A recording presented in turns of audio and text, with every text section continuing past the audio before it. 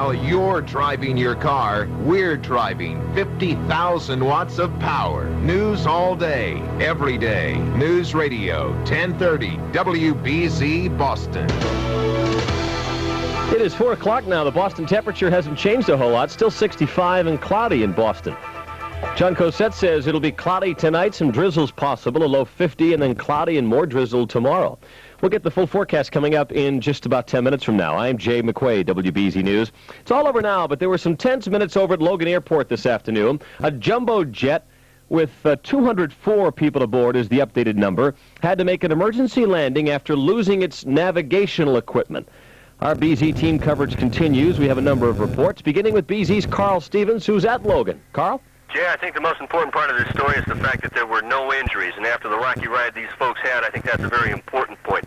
It all started just outside of Boston. We're talking about a Martin Air flight going from Amsterdam to Orlando. The pilot reported that they had little or no navigational capacity. Their navigation terminal was going haywire. We don't know the specifics of that, but we do know that the landing was very rough. We just talked with Thomas Kinton, the director of aviation. They touched down faster than normal, which was expected.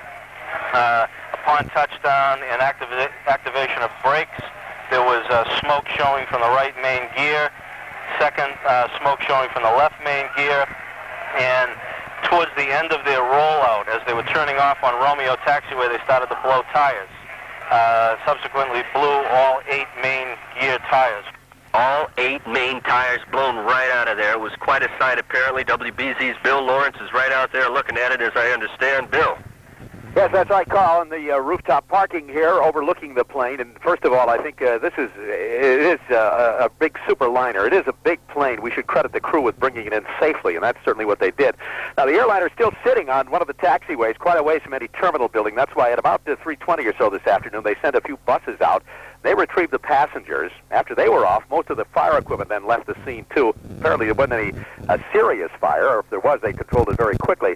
Now, there still appears to be some Massport emergency vehicles around the plane, but I see no attempt as yet to move that plane as yet. And, of course, as you mentioned, if they blew out all 8 tires, it's going to be quite a while before they can change those tires or do whatever they have to get that thing off the runway. Now, just a little while ago, a couple of official-looking vehicles went out there and drove around the plane, looked as though they were sizing up the situation, perhaps doing whatever they need to make an effort to get this 767 off the runway.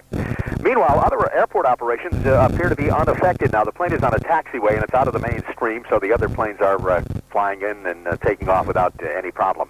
From Central Parking Rooftop, Bill Lawrence, WBZ, News Radio 1030. Okay, Bill, thanks a lot. BZ's Lana Jones has been talking with the airline involved here. Lana? Well, Jay, U.S. spokesman for Martin Air Holland, a division of KLM Royal Dutch Airlines, says that the plane made an unscheduled stop for operational reasons. So far today, they are making no mention of the word emergency. Back in Amsterdam, a Royal Dutch official says that they are getting together right now to review what they know so far. What we know is that the plane was a Boeing 767, Flight 631, headed from Amsterdam to Orlando, Florida, 204 people on board. The airline says it'll bring in another plane to take passengers on to Florida. No injuries. We'll let you know what the airline has to say later on this afternoon.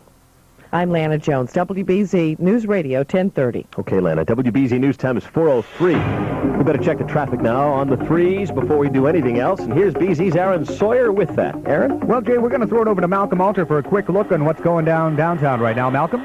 All right, Aaron, first of all, northbound on the Central Artery, right at the top of the Northern Avenue on-ramp. Look out for a breakdown over to the right-hand side. You've got spotty delays in both sides of the Central Artery. The Callahan is jammed at the entrance. Sumner Tunnel is backed out just to the footbridge. The Tobin will slow you down coming out of the City Square underpass. Lower deck of Route 93 is back to Community College. Storrow Drive a little bit beyond the Longfellow Bridge. You're doing better over on Land Boulevard on the Cambridge side. Malcolm Alter in the BZ Copter. Heading southbound expressway, you're also in some heavy congestion here around that Mass Ave curve. It thins out through Andrew Square down into Braintree with no reported delays. A real tough go, though, in the Alewife Brook Parkway outbound. It's right back onto the Fresh Pond area, just about by Mount Auburn Hospital right now is where the delays start for you, all the way out to Route 2 with an earlier work crew that has cleared up. 128 northbound to Route 93 is wide open. Southbound, you're still on the brakes here as you approach Route 95 in Canton. This due to an earlier work crew on the right-hand side. 24 north and southbound. Construction really not an issue getting down to 139 in Stoughton. Aaron Sawyer, WBZ, 24-hour traffic network.